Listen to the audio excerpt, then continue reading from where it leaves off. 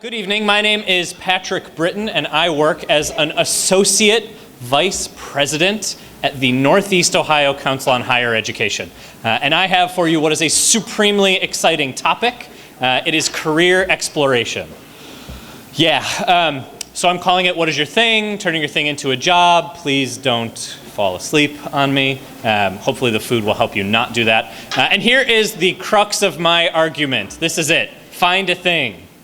Explore your thing. Do you want to do more of that thing? Then keep doing it. And then when you're ready for a new thing, find a new thing. So careers are not easy to find kind of thing. In my experience, which is relatively limited, you don't necessarily get a lot of great advice on how to search for a career. In fact, as I sat down before this, before Terry McHugh's presentation a minute ago, the person across from me said, "Oh, my daughter's a freshman in college and she needs to find a career. How should she do it?" Right? So ultimately, what I want to argue for you is that you should start by thinking about college or post-secondary. How do you find the right college? We heard a lot of tips about that. But I want to start with the argument, is college even worth it in the first place? We hear that a lot these days. And you can't read these graphs. You don't need to read them. Basically, what we see is true for years, year after year after year. If you get some education, you will make more money. The more education you get, generally speaking, the more money you will make. These are averages. So like I have a master's degree and I don't make very much money because I work for a nonprofit and I'm an associate vice president, which actually is a pretty low man on the totem pole. So it's not always true for every person you know, but on average it is true. We see here in Northeast Ohio, it is also true. These are actual figures, and what you'll just see without needing to read the exact things up there. If you get a postgraduate degree, something after a 4-year degree, after a bachelor's degree, you make more money than you do with a bachelor's degree. Here in Northeast Ohio, we have a big difference than much of the country if you get an associate's, which is a 2-year degree. Because of how much manufacturing we have as a region, those people make a lot of money. So if that's something that interests you, that might be a place to go. Another boring graph, basically, in the future, jobs will require you to get some form of post-secondary credential. That's what we call a degree or a certificate. Again, this one is also impossible to read. The lowest bar is the blue. We had a recession. This may come as a surprise to some of you. We had a recession a few years ago. And what we found during that recession was a lot of companies fired people, laid them off, or closed entirely. The group that is blue, you'll see everyone starts at 0. If you were blue, that means you only had a high school diploma. And that shows how few jobs came back. In fact, none. We lost a substantial number of jobs for the people who have a high school diploma. The red in the middle, it went down and it came back up. Those are people with a 2-year degree. And then the green, which is the area that gained jobs during the recession, is people who have a bachelor's or an advanced degree. So in this most recent recession, the more education you had, the more likely you were to actually get a better job and not just to lose your job. Again, it's not true for everyone, right? These are national figures, these are averages, these are numbers that do not necessarily apply to your parents, my parents, or anyone in between. Here's the biggest point that I want to make about, is college worth it? The answer is yes. The problem is you actually have to finish. Why is that a problem? Here in Northeast Ohio, only half of all of the students who go to college finish within 6 years. It's a 4-year degree, generally speaking. So the key is, don't worry so much about where you go to school. I mean, worry about it on your own terms. But think about actually making sure that you finish. Because it's not worth it if you don't. It absolutely is not. So if you're not going to finish college, don't go. But if you are going to finish, go, because you'll get a better job and you'll make more money. So what you should do is you should go to college. You should do an internship while you're there. We'll talk a little bit about that in a minute. You should finish college. Make sure you finish, and then you'll get a job. What is college? I'm calling it post-secondary education. We call it college in this country. It doesn't necessarily, have to have the name college attached to it, or university for that matter. So when you hear college, I'm going to say it, people are going to say it. Generally speaking, it means something after high school ends. It could be a certificate, it could be an associate's, it could be a bachelor's, it could be a graduate degree. finish. And when you're choosing a college, you're going to measure these things: affordability and fit. We heard a lot about that already. Big Future is a really great tool, so you should take advantage of that, as Terry did say earlier. So the question then becomes, how do you actually find a program or a major or a thing? Right? So I said we're going to try and help you find a thing, and here's how you do it. Here's one really great tool. Ohio Means Jobs. It's a statewide tool that, based on what you're interested in, it will tell you what kinds of jobs work for you. So to save you time, I went through and answered these questions. Right? And there's 80, 90 questions. You can fill out as many of them as you want. It's things like, how interested are you in making cabinets? How interested are you in directing or writing plays? It pretty much goes through everything you can possibly imagine. So you can see the blue boxes are the things I liked. And then what it gives you at the end is personality types based on those answers to the answers to those questions. And it'll tell you you're investigative or enterprising or social or et cetera, analytical. I am investigative and enterprising. So then you say, okay, great, well, take me to the actual jobs that match those areas of interest. Right? So then you can choose how much education you need. I chose a lot because I have a lot. That would be level of effort on this graph if you can read it. And I chose very high. So then it shows you, and this is specific to Ohio. Right? So we want you to go to college, but we want you to live in Ohio afterward. Believe it or not, it's pretty cool. I left and came back. Ohio's got a lot going for it. But you can see some of the things in this tool. It'll tell you what jobs are popular. The little red thumbs up that the state is using to indicate that it looks like Facebook, but isn't Facebook. That tells you what jobs are in demand in Ohio. Right? So management analysts, people are needed for those jobs. The salary ranges, you can see there's about $55,000 to $95,000 a year. Okay, great. You know, I'm really interested in management analysis. What next?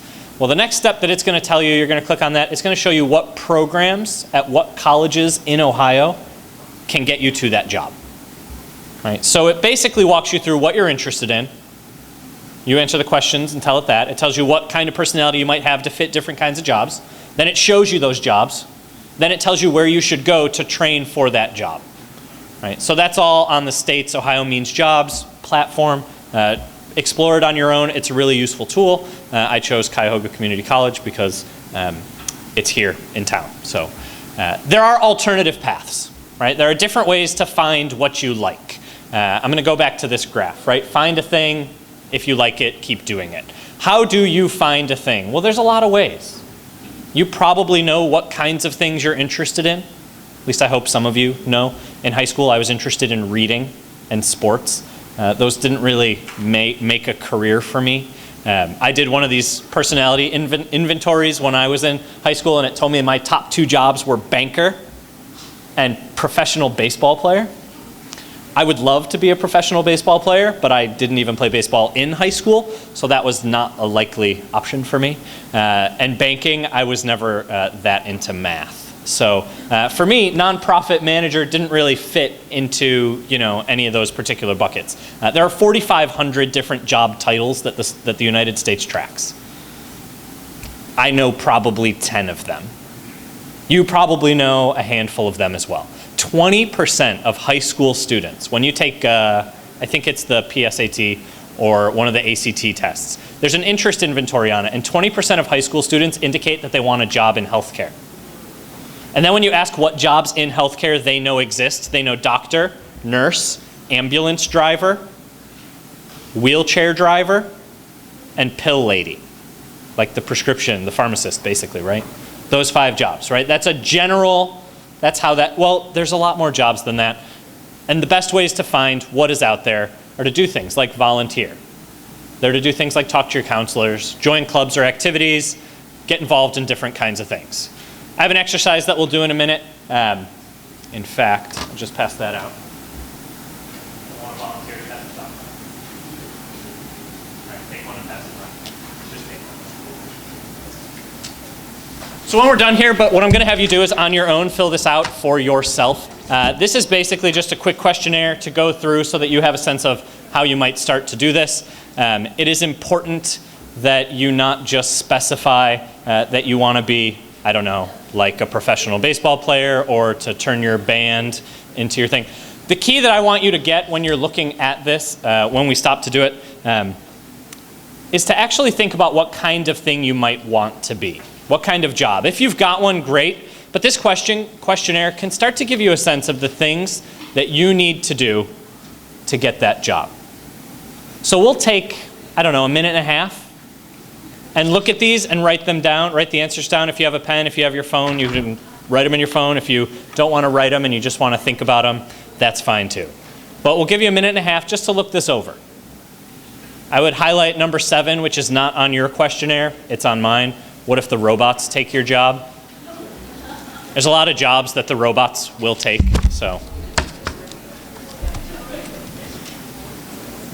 And I have one pen, it looks like, so. Sorry, I've only got one.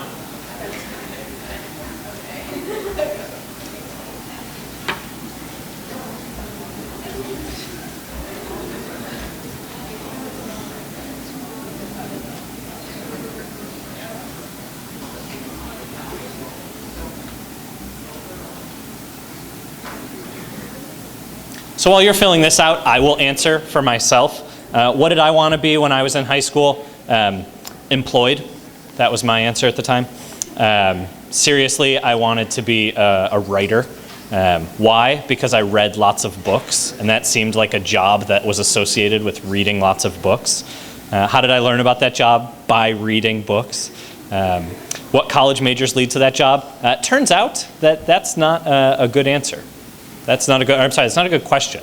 What college majors lead to people being writers? Every major, right? Like anyone can do it. I thought you had to be an English major. Not true. Anyone can be a writer. You just have to be an interesting writer. And a lot of different things will teach you how to do that. What kind of experience did you think led to that job? I actually at the time thought that all you had to do was go to graduate school and get your English degree and you'd be set. Not realizing that like a lot of what people write about is interesting because they've learned about it in the first place. I wasn't really into things. I was interested in reading about things. Where can you go to school to study that? Anywhere? How much money do you think that job pays?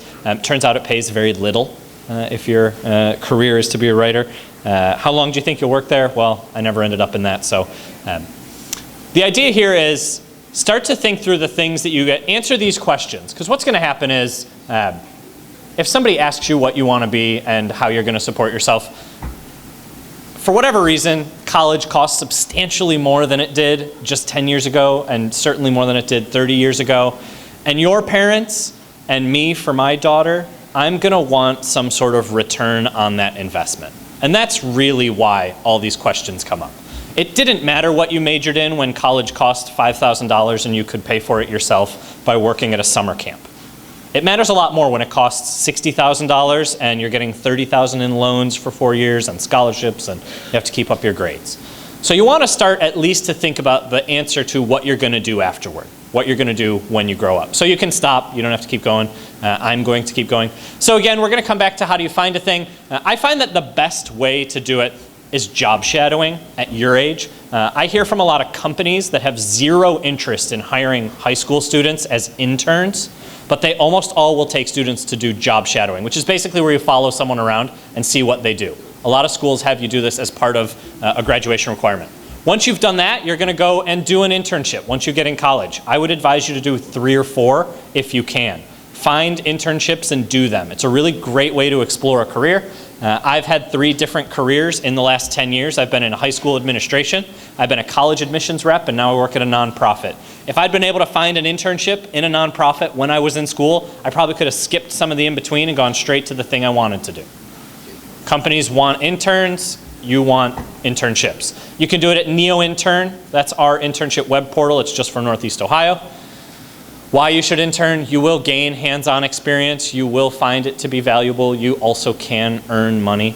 So think seriously about what you want to do in terms of finding an internship. 10 things interns need to know. Ultimately, the most important thing that you can know about an internship is that it will lead to jobs. It'll lead you to find a career. It'll lead you to find a place for you in the future. What jobs didn't exist 10 years ago? You can see these are some of them. We didn't have social media in particular 10 years ago. What jobs will exist in 10 years? I have no idea. So my advice to you would be not to specify the job that you're necessarily interested in, because it could change. It could suddenly not be a job anymore. And in fact, you could think about getting skills and getting some of the talents and abilities, despite the fact that your parents will want you to have a job when you graduate. You don't, at this point, need to know and have every part of your life figured out. We can't really know what the future will bring. We know that we can try to prepare for it. How many of you know the Jetsons? This is a curious, okay. All right, like 5 of you. The last thing I want to mention is this I hear from employers all the time, and it is to make sure that your social media things don't stop you from getting a job, right? I'm not telling you not to do social media things, but don't let that stop you from getting a job. And by that, what I mean is make sure that the things you write, once you start to look at colleges and look at jobs, I would just make your accounts private, so that people like me can't search for you and then deny you a job or a college opportunity because of something you said. There's a really cool tool called Simple Wash that can clean your profile, your Twitter and Facebook at least. They don't have any other particular social media presences that they will fix. But if you go to Simple Wash, you can find a way that it'll get rid of all the things that seem inappropriate from a college or employer standpoint. So I'm done. I thank you for your attention.